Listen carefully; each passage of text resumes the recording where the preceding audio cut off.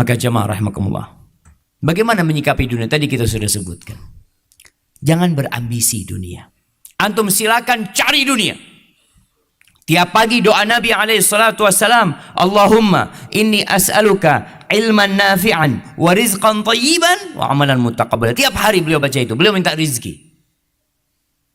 Doa orang-orang soleh mengatakan, Rabbana atina fid dunya hasanah wa fil akhirati hasanah wa qina adzaban nar. Ya, itu doa kita juga. Rabbana atina fid dunya hasanah wa fil akhirati hasanah wa qina adzaban nar. Tapi antum tidak boleh berambisi dunia.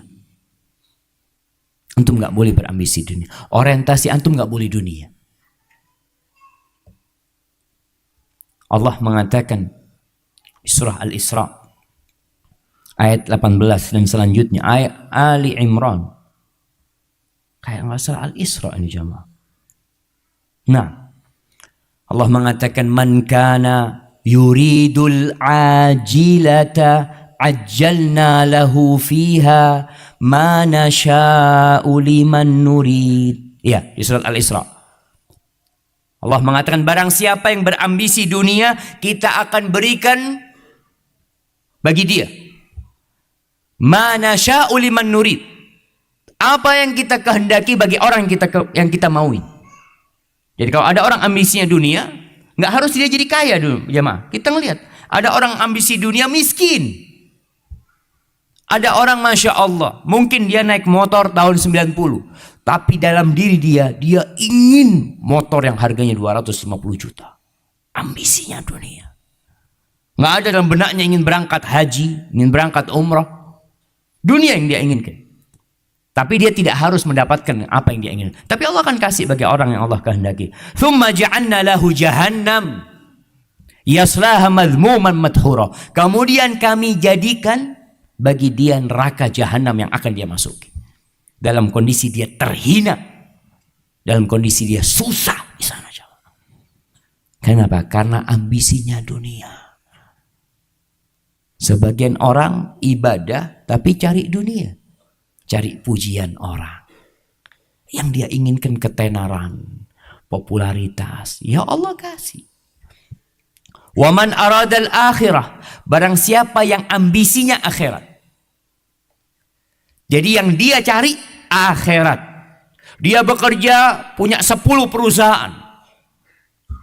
Dia memiliki ladang sawit 40.000 hektar. Tapi dia cari akhirat. Waman aradal akhirah wa sa'a laha sa'yah wa huwa mu'min, dan dia berusaha. Jadi orang cari akhirat bukan diam aja. Bukan berarti orang miskin oh dia cari akhirat, bukan jemaah. Bisa jadi itu orang kaya raya tapi dia cari akhirat. Terus kenapa Ustaz? Dia kok harus punya 40 hektar lahan sawit, 40.000 hektar. Iya. Mungkin dia ingin membangun pesantren. Dan subhanallah, ana bertemu seorang yang dia sedang membangun rumah walet. Banyak dia bangun rumah walet. Teman-temannya selalu ngomong sama dia, antum buat apa cari dunia sampai capek? Dilihat seakan-akan ambisi dunia. Dia datang ke rumah ana, Ustaz doakan ana Ustaz. Ana sudah ikrar, ana dudukkan istri ana dudukkan anak-anak. 10 rumah walet ini buat Allah Jalla Jalaluhu. Semuanya hasil. Ana ngomong sama istri dan anak-anak. Biar orang ngomong apa. Cuma ana minta Ustaz doakan supaya ana istiqomah Ustaz. Jadi mungkin kita melihat orang ini kok bangun usaha lagi, seakan-akan dia berburu dunia. Dia sedang berburu akhirat jamaah. Maka Allah katakan waman aradal akhirah. Barang siapa yang ambisinya akhirat. Wa sa'alaha sa'i, dan dia berusaha untuk meraih akhirat itu. Dengan dunia dia mungkin. Wa huwa mu'min. Dan dia orang yang beriman. Kana sa'yuhum faulaika kana sa'yuhum mashkura. Maka orang-orang itu akan Allah syukuri usaha mereka. Kullan numiddu haula'i wa haula'i min ata'i rabbik wa ma kana ata'u rabbika mahdzura. Ini ayat ini tolong difahami dengan benar.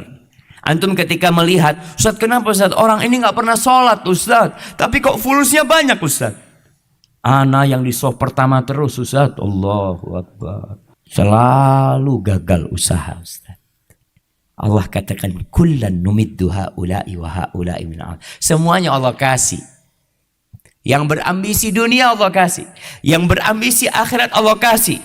Wa ma kana ata'u rabbika ma. Enggak ada yang bisa menghalangi pemberian Allah Jalla Jalal. Jadi enggak bisa antum protes, kenapa ya ini orang Ustaz? Wallah orang enggak benar Ustaz. Tapi kok kaya Ustaz ya? Allah yang kasih. Apa yang harus antum lakukan? Ambisi antum akhirat. Ketika orang berambisi akhirat, mau banyak duitnya, mau sedikit akhiratnya selesai. Dia tidak akan kepikiran. Rasul sallallahu alaihi wasallam mengatakan, "Man kanatid dunya hammah." Barang siapa yang ambisinya dunia. Ambisinya dunia. Berangkat haji, mungkinkah orang berangkat haji ambisi dunia? Mungkinkah jamaah?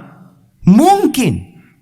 Anda berjumpa dengan orang-orang yang berangkat haji karena dia sedang mencalonkan diri untuk menjadi caleg, untuk menjadi seorang pejabat. Dia ingin ketika kampanye ada namanya. Mungkin orang beribadah cari dunia, mungkin. Maka Rasul SAW mengingatkan, man kanatid dunya hamma, barang siapa yang ambisinya dunia, ja'alallahu faqrahu baina ainai. Allah jadikan kefakiran itu di depan matanya seperti kacamata. Antum pakai kacamata, bangun tidur dipakai lagi, mau tidur mungkin dilepaskan, tapi terus dia pakai, kemana-mana dia pakai itu kacamata. Kacamata kefakiran. Allah jadikan kefakiran itu di hadapan dia. Wasyattata alaihi syamlah, urusannya dicerai-beraikan. Maka kadangkala jamaah, susah orang-orang yang ambisinya dunia itu untuk datang ke majelis taklim. Dulu ana berpikir orang itu kalau sudah sukses dunianya, maka tinggal mencari akhiratnya. Dia bisa di soft pertama. Alhamdulillah Ustaz, ana punya usaha, sudah ada manajernya, tinggal tiap bulan laporan sama ana, seharusnya dia sudah lebih fokus ibadah. Tapi ternyata urusannya Allah cerai-beraikan karena ambisinya dunia. Walam ya'tihi minad dunya illa ma qaddara lahu. Dunia tidak datang kecuali sesuai dengan yang Allah takdirkan buat dia. Subhanallah jamaah. Orang kalau ambisi dunia itu kadang-kadang nggak bisa kumpul sama keluarga.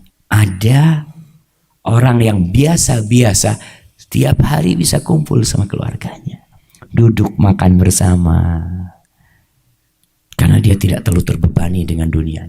Wa man kanatil akhirah hamma, barang siapa yang ambisinya akhirat, dia keluar dari rumahnya bekerja, dia membuka usaha, dia membangun pabrik mungkin, tapi ambisi dia akhirat. Ja'alallahu ghinahu fi qalbih. Allah jadikan kekayaan itu berada di hatinya jamaah.